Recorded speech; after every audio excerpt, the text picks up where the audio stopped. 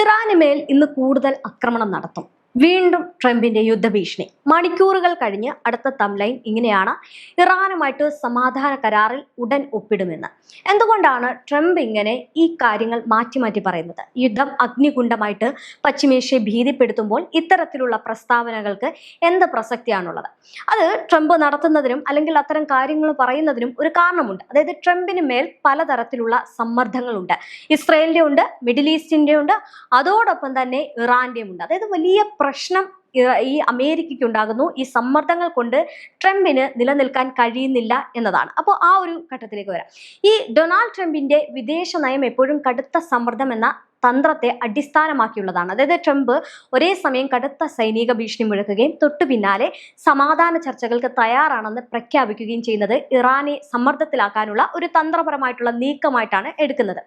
Oman തീരത്ത് ഇറാനുമായിട്ട് ബന്ധമുള്ള കപ്പലുകൾക്ക് നേരെ അടുത്തിടെ നടന്ന ആക്രമണങ്ങളും തുടർന്നുണ്ടായ സംഘർഷങ്ങളുമാണ് ട്രംപിനെ വീണ്ടും യുദ്ധഭീഷണി മുഴക്കാൻ പ്രേരിപ്പിക്കുന്നത്.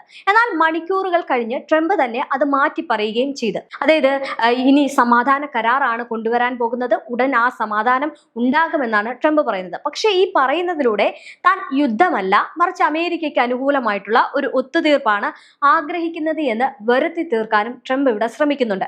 ഇറാനെ ചർച്ചാമേശയിലേക്ക് കൊണ്ടുവരാൻ സൈനിക ശക്തിയും സാമ്പത്തിക ഉപരോധങ്ങളും ഒരുപോലെ ഉപയോഗിക്കുന്ന ട്രംപിന്റെ ഈ ഒരു രീതി അന്താരാഷ്ട്ര തലത്തിൽ വലിയ ചർച്ചകൾക്ക് വഴിവെച്ചിട്ടുണ്ട്. അതായത് ചില ആളുകൾ അല്ലെങ്കിൽ അന്താരാഷ്ട്ര മാധ്യമങ്ങൾ അദ്ദേഹത്തെ വിളിക്കുന്നത് നിലപാടില്ലാത്ത ഒരു പ്രസിഡന്റ് അല്ലെങ്കിൽ കള്ളം പറയുന്ന മനുഷ്യൻ, അങ്ങനെ ട്രംപിനെതിരെ വലിയ രീതിയിലുള്ള ട്രോളുകളും പേരുകളും ഒക്കെ ഇതിനോടകം തന്നെ വീണിട്ടുണ്ട്.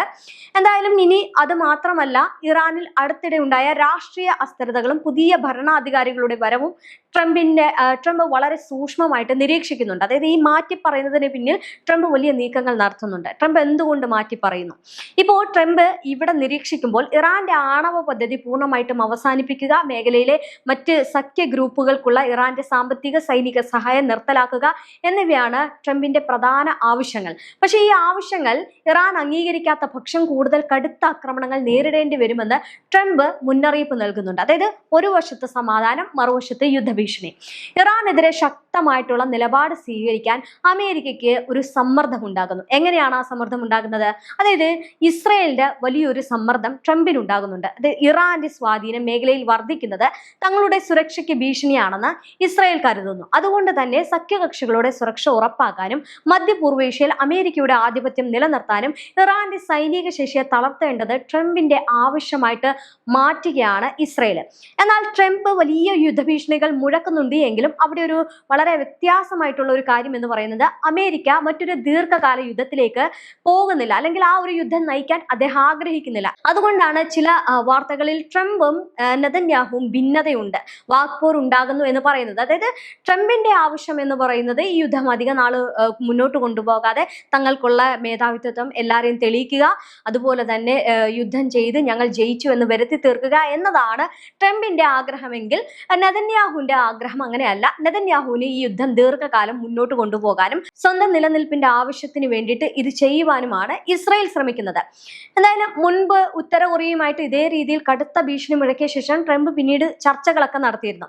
ഇറാനെ സൈനികമായിട്ട് തകർക്കുമെന്ന് നിലവിൽ ഭയപ്പെടുത്തി അവരുടെ ആണവ മോഹങ്ങൾ എന്നേക്കുമായിട്ട് അവസാനിപ്പിക്കുമെന്ന് ഒരു പുതിയ സമാധാന കരാറിൽ അവരെ കൊണ്ട് നിർബന്ധിച്ച് ഒപ്പിടിപ്പിക്കുക എന്നതാണ് ഇപ്പോൾ ട്രംപ് നടത്തിയിരിക്കുന്ന ലക്ഷ്യം എന്ന് പറയുന്നത്. അതായത് യാതൊരു തരത്തിലും പങ്കില്ലാത്ത മിഡിൽ ഈസ്റ്റിനെ ഇതിലേക്ക് വലിച്ചിട്ടുകൊണ്ടായിരുന്നു ട്രംപിന്റെ മറ്റു നീക്കങ്ങൾ. ഇവിടെയാണ് ഈ മിഡിൽ ഈസ്റ്റിന് ഒട്ടും ഇഷ്ടമല്ലാത്തൊരു കാര്യം, അതായത് ഇസ്രയേൽ പറയുന്ന കാര്യങ്ങളൊന്നും അംഗീകരിക്കാൻ സൗദി പോലുള്ള പല രാജ്യങ്ങളും തയ്യാറാകുന്നില്ല എന്നതാണ്. കാരണം പലസ്തീൻ, അത് പറഞ്ഞു വരാം, പലസ്തീനിലേക്ക് ഉള്ള യുദ്ധങ്ങൾ അല്ലെങ്കിൽ പലസ്തീനോട് ചെയ്യുന്ന കാര്യങ്ങൾ വെച്ചാണ് ഇത്തരം പിന്തുണ അല്ലെങ്കിൽ ഇസ്രയേലിനൊരു പിന്തുണ ഈ സൗദി അറേബ്യ പോലുള്ള രാജ്യങ്ങൾ നൽകാത്തത്. എന്തായാലും മിഡിൽ ഈസ്റ്റിലേക്ക് അല്ലെങ്കിൽ മിഡിൽ ഈസ്റ്റിനെ ഈ ഒരു യുദ്ധത്തിലേക്ക് വലിച്ചിട്ടതിന് പിന്നിൽ അത് മറ്റാരുമല്ല അമേരിക്കയാണെന്ന് തന്നെ പറയേണ്ടി വരും. അമേരിക്കയുടെ എടുത്തുചാട്ടമാണ് ഇന്ന് മിഡിൽ ഈസ്റ്റ് ഒരു അഗ്നിഗോളമായിട്ട് മാറാൻ കാരണം. ചതിയിലൂടെ യുദ്ധം ചെയ്ത് ജയിക്കാനാണ് ട്രംപിന് ഇഷ്ടം. ഇതിനു മുമ്പും ട്രംപ് ഇത്തരം കാര്യങ്ങൾ ചെയ്തിട്ടുണ്ട്. നമുക്കറിയാം, വെനസ്വല പിടിച്ചെടുത്തതും അങ്ങനെയാണ്. പക്ഷേ ഇറാന്റെ കാര്യത്തിൽ വന്നപ്പോൾ അമേരിക്ക വരച്ച മാപ്പുകളെല്ലാം തെറ്റി. അമേരിക്ക ഉദ്ദേശിച്ചതുപോലെ കാര്യങ്ങൾ നടന്നില്ല. അമേരിക്കയും ഇസ്രയേലും ഒരുമിച്ച് സംയുക്തമായിട്ട് ഒരു പ്ലാൻ ചെയ്ത് ഒരു ആക്രമണം നടത്തി. പക്ഷെ ആ ആക്രമണത്തിൽ യാതൊന്നും തന്നെ അവർക്ക് നേടിയെടുക്കാൻ കഴിഞ്ഞില്ല എന്നതാണ്. അതുകൊണ്ട് തന്നെ യുദ്ധത്തിൽ എന്തെങ്കിലുമൊക്കെ ആക്കി കൂട്ടി പെട്ടെന്ന് പെട്ടെന്ന് സമാധാനം കൊണ്ടുവരാൻ വേണ്ടിയിട്ടാണ് അമേരിക്ക ഇപ്പോൾ ശ്രമിക്കുന്നത്. കാരണം അമേരിക്കയ്ക്ക് സമ്മർദ്ദങ്ങൾ കൂടുകയാണ്.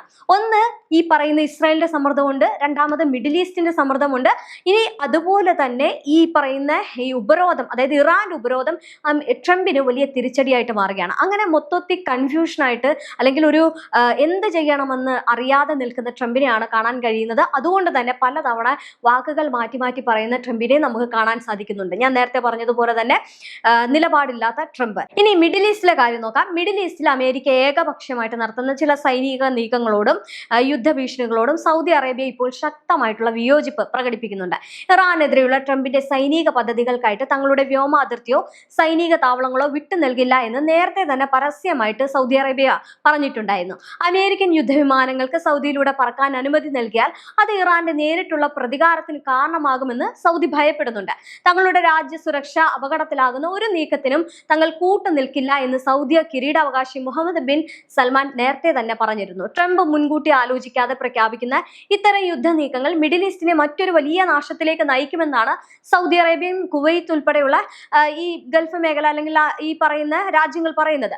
മേഖലയിൽ ഉണ്ടാകുന്ന ഏതൊരു വലിയ യുദ്ധവും അന്താരാഷ്ട്ര വിപണിയിൽ എണ്ണവില കുതിച്ചുയരാനും ലോക സമ്പദ് വ്യവസ്ഥ തകരാനും കാരണമാകും. അതുകൊണ്ട് തന്നെ അമേരിക്കയുടെയും ഇസ്രയേലിന്റെയും യുദ്ധമോഹങ്ങൾക്ക് കണ്ണുമടച്ച് പിന്തുണ നൽകാൻ തങ്ങൾ തയ്യാറല്ല എന്ന സന്ദേശമാണ് സൗദി ഈ പറയുന്ന അമേരിക്കയ്ക്ക് നൽകിയത്. അമേരിക്കയോട് വിയോജിപ്പുകൾ പ്രകടിപ്പിക്കുമ്പോൾ തന്നെ മേഖലയിൽ അസ്ഥിരത ഉണ്ടാക്കുന്ന ഇറാന്റെ നിലപാടുകളെ സൗദി ശക്തമായിട്ട് എതിർക്കുന്നുണ്ട്. അത് മറ്റൊരു കാര്യം.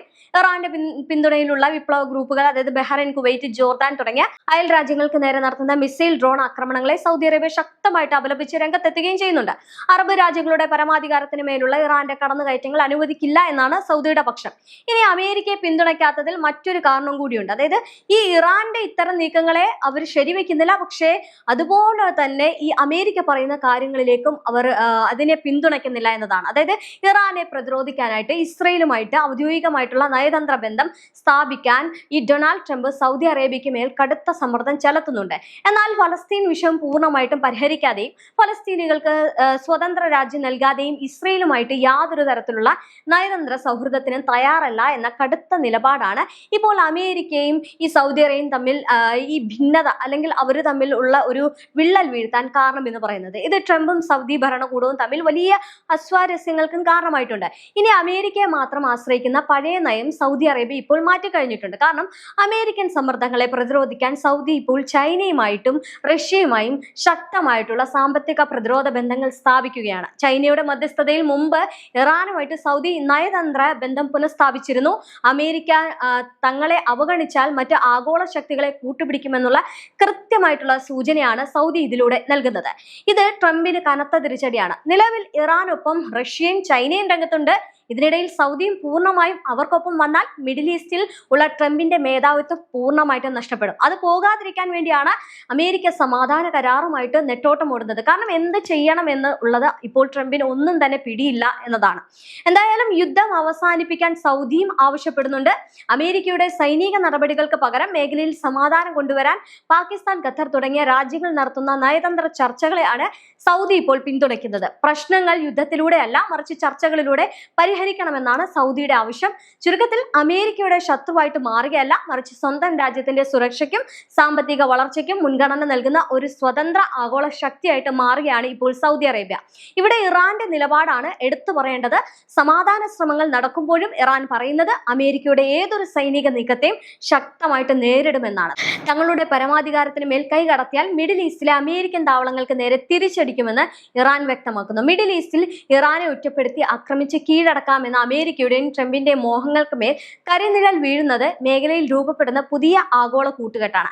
അമേരിക്കൻ സമ്മർദ്ദങ്ങൾക്ക് വഴങ്ങാതെ സൗദി അറേബ്യ തങ്ങളുടെ നിലപാടുകളിൽ ഉറച്ചു നിൽക്കുമ്പോൾ അവർക്ക് പിന്നിൽ ശക്തമായിട്ടുള്ള പിന്തുണയുമായിട്ട് ചൈനയും റഷ്യയും അണിനിരക്കുന്നുണ്ട്. സാമ്പത്തിക ഭീമനായിട്ടുള്ള ചൈനയും സൈനിക ശക്തിയായ റഷ്യയും ഒപ്പം മിഡിൽ ഈസ്റ്റിലെ രാജാവായ സൗദി അറേബ്യയും ഒരുമിച്ച് നിന്നാൽ അമേരിക്കയുടെ പരമാധികാര ഭീഷണികൾ വെറും ജലരേഖയായിട്ട് മാറും. ഈ രാജ്യങ്ങൾ തമ്മിലുള്ള നയതന്ത്ര സാമ്പത്തിക സഹകരണം ശക്തമായ മിഡിൽ ഈസ്റ്റിൽ അമേരിക്ക ഒറ്റപ്പെടേണ്ടി വരും.